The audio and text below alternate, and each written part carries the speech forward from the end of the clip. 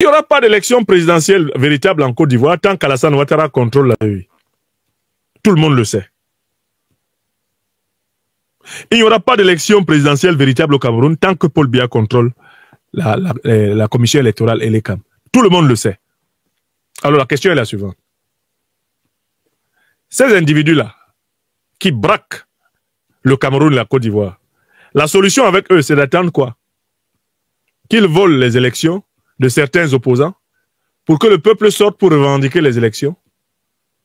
Ou au contraire, la solution, c'est de se mobiliser pour leur imposer d'accepter une transition permettant d'organiser à terme de véritables élections. Voilà la question. Voilà le problème tel qu'il se pose. Il y a deux théories dans cette affaire. Il y a ceux qui disent il faut que la révolution populaire ait pour but de revendiquer la victoire aux élections d'un candidat de l'opposition. Ça, c'est la théorie que je vais appeler la théorie A. La théorie A. Il faut que la révolution populaire, que ce soit donc au Cameroun ou en Côte d'Ivoire, soit la conséquence d'une revendication électorale. Salut à tous, bienvenue sur Afrique en question. Aujourd'hui, on se tourne vers une réflexion cruciale de Franklin Nyamsi sur les élections à venir en 2025 au Cameroun et en Côte d'Ivoire. Le 24 février 2025, depuis son oratoire de Normandie, il a livré une analyse tranchante sur les commissions électorales de ces deux pays, et les CAM sous Paul Biya au Cameroun et la CEI sous Alassane Ouattara en Côte d'Ivoire. Pour lui, ces institutions ne sont que des outils verrouillés par les régimes en place, incapables de refléter la volonté populaire. Il pose une question brûlante. Faut-il attendre des scrutins truqués pour réagir, ou agir avant pour imposer une transition? Voici son extrait vidéo, où il décortique ce système et propose une voie radicale pour 2025.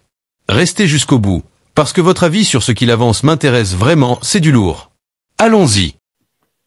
Alors, je viens au cinquième sujet, les commissions électorales de Biya et de Ouattara. Qu'est-ce qu'elles vont accoucher?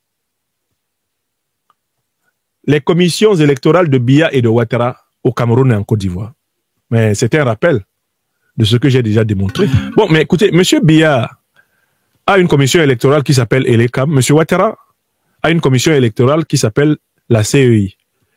La particularité de ces deux commissions électorales au Cameroun et en Côte d'Ivoire, c'est qu'elles sont entièrement contrôlées pour l'essentiel par les partisans du dictateur local. Par conséquent, tout le monde sait que ces commissions électorales ne donneront jamais des résultats en défaveur du dictateur.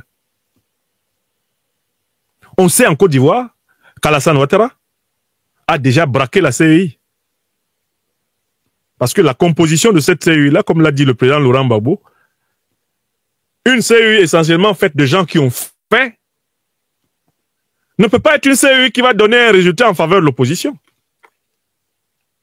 Puisque l'opposition ne possède pas la mangeoire du restaurant pour assouvir la faim de ces individus. Vous comprenez? Au Cameroun, la commission électorale et l'ECAM, qu'est-ce que c'est? Mais c'est l'appendice de Paul Biya. Tous les individus qui composent cette commission sont soumis au régime de Paul Biya. Ils en sont l'émanation, ils sortent dans leur écrasante majorité de son parti. Donc on connaît le résultat. D'ailleurs, Paul Biya n'a même pas ressenti la nécessité, contrairement même à Ouattara, Paul Biya n'a même pas ressenti la nécessité ces dernières années de battre campagne pour être proclamé élu. Il ne bat pas campagne. En 2018, il a fait un seul petit meeting à Maroua. Et puis il est allé dormir. Mais parce que sous son aisselle, il y avait un papier que les gens n'avaient pas bien observé.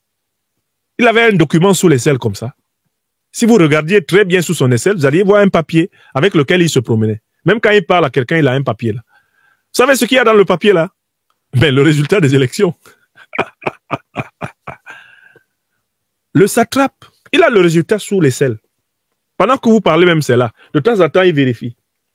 98%, c'est un peu trop.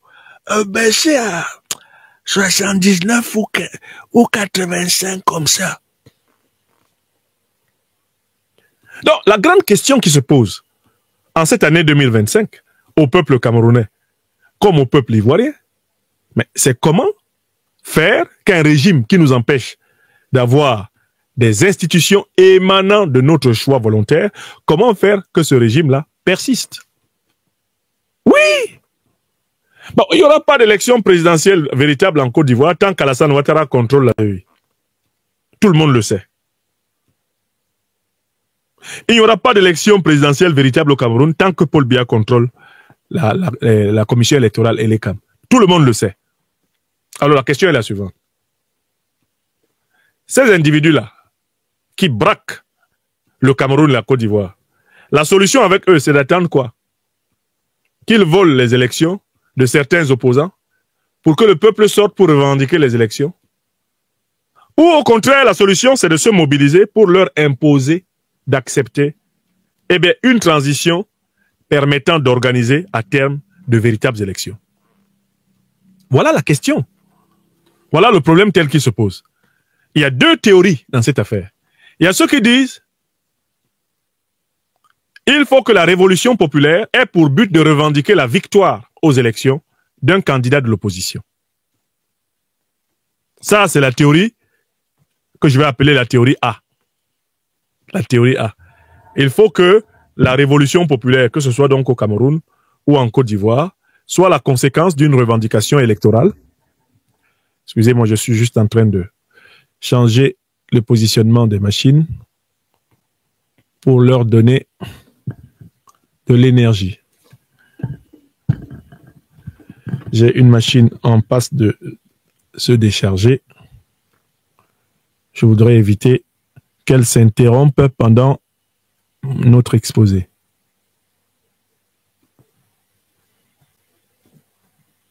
Excusez-moi.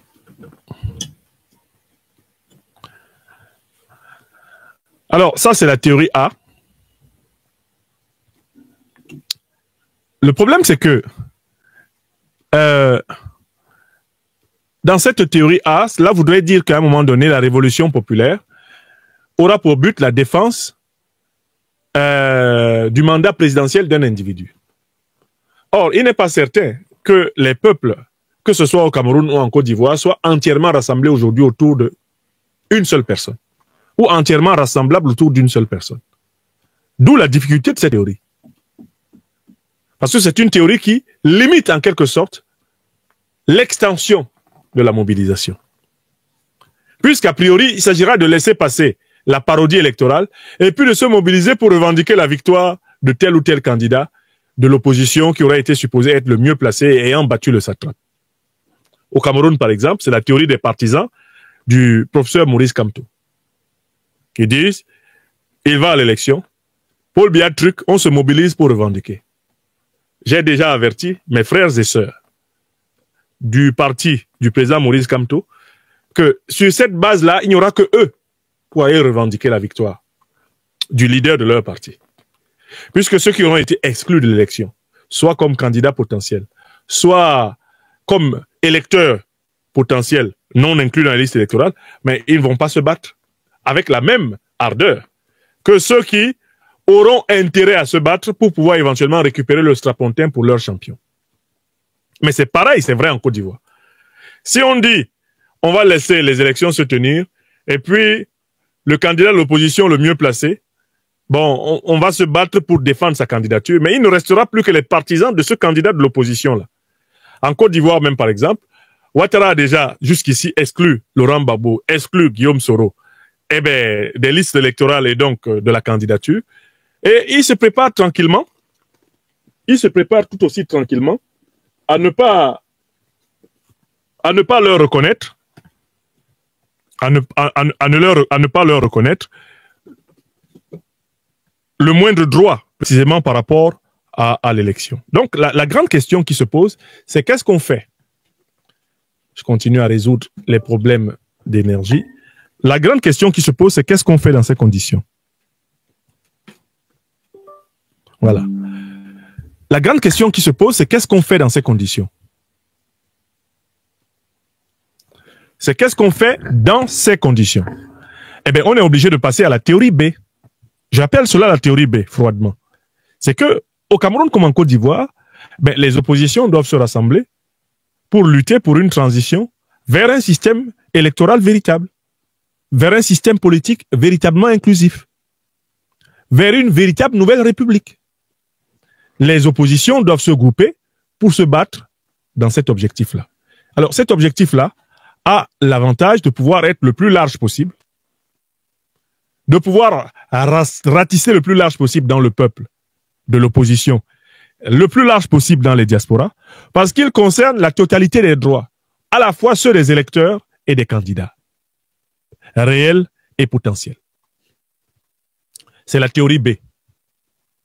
Le problème aujourd'hui, c'est que pour certains, le fait de défendre la théorie B est vécu littéralement comme un acte de trahison contre les défenseurs de la théorie A.